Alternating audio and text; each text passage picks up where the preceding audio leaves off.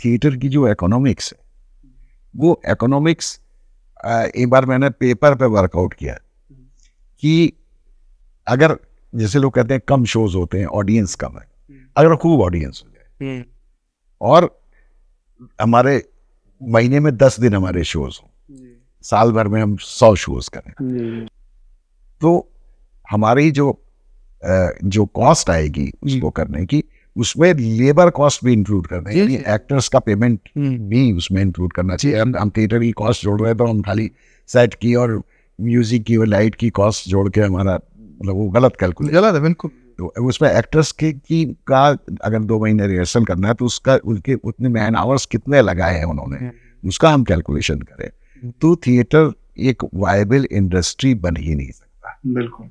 तो इसमें viable industry बनी, लोग ताज्जुब करते हैं, हम कहते हैं कि थिएटर ज्यादा महंगा है, फिल्म सस्ती है, तो लोग बोलता नहीं, फिल्म तो करोड़ों में बनती है, थिएटर तो 1-2 लाख में हो जाता है, फिल्म तो करोड़ों में बनती है। हमने कहा पर ऑडियंस कॉस्ट निकाल, वो एक फिल्म एक बार बन गई तो कितने सालों तक कितनी जगहों पर एक साथ वो देखी जा सकती। जी। थिएटर एक बार में हम ज्यादा से ज्यादा 400-500 उससे ज्यादा को दिखाएंगे तो वो थिएटर का लाइव एलिमेंट खत्म हो जाता है। तो एक थोड़ा इंटीमेसी भी थिएटर में करनी, तो आप 400-500 से ज्यादा लोगों को एक बार में नहीं दिखा सकते हैं थिएटर।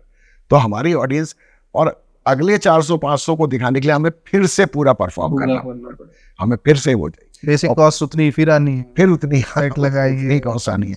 तो अगर पर ऑडियंस कॉस्ट ऑफ थिएटर जो है वो पर ऑडियंस कॉस्ट ऑफ फिल्म से कई गुना ज्यादा है, तो इसलिए ये जो है वो वायबल इंडस्ट्री अगर ऐसा होता, हाउसफुल भी चलने लगे, खूब लोग देखने लगे, तब भी ये वायबल नहीं रहेगा।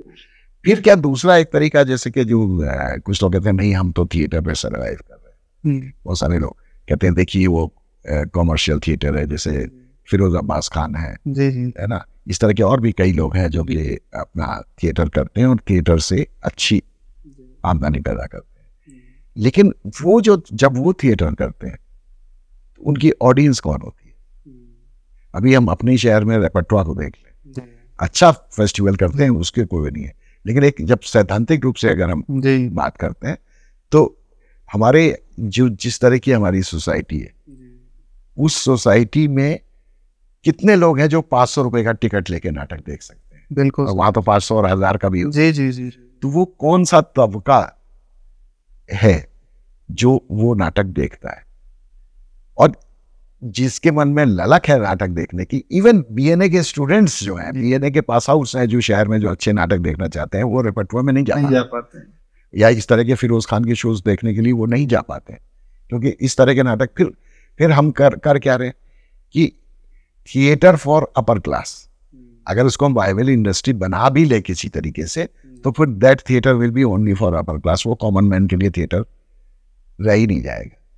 और तो गहराई वाली बात आपने ये कही है, इस चीज को देखना, अगर हम टिकट महंगे कर रहे हैं तो फिर सामान्य लोगों का माध्यम रह ही नहीं गया।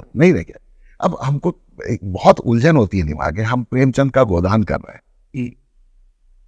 और हम किसी किसान को दिखा नहीं सकते, उसको वहां तक हमारी पहुंच ही नहीं, तो उसकी कहानी वही नहीं देख पा रहा, और वो नहीं देख पा रहा है, उसकी कहानी सुना किसको हम रहे, जो 1000 रुपए 500 रुपए का टिकट है, उसकी कहानी हम उनको सुना रहे हैं, उन तक जिनकी कहानी है वो कहानी उन तक ही नहीं पहुंचा पा रही है। आजकल दिमाग में हमारे बहुत तकलीफ है और हम इसका रास्ता निकालने की कोशिश कर रहे हैं कि कैसे वो कहानियां जो उनकी जिंदगी की कहानियां हैं वो उन तक पहुंच सके। इसके लिए दिमाग दौड़ रहा है, देखें कुछ रास्ता निकलता है कि नहीं निकलता।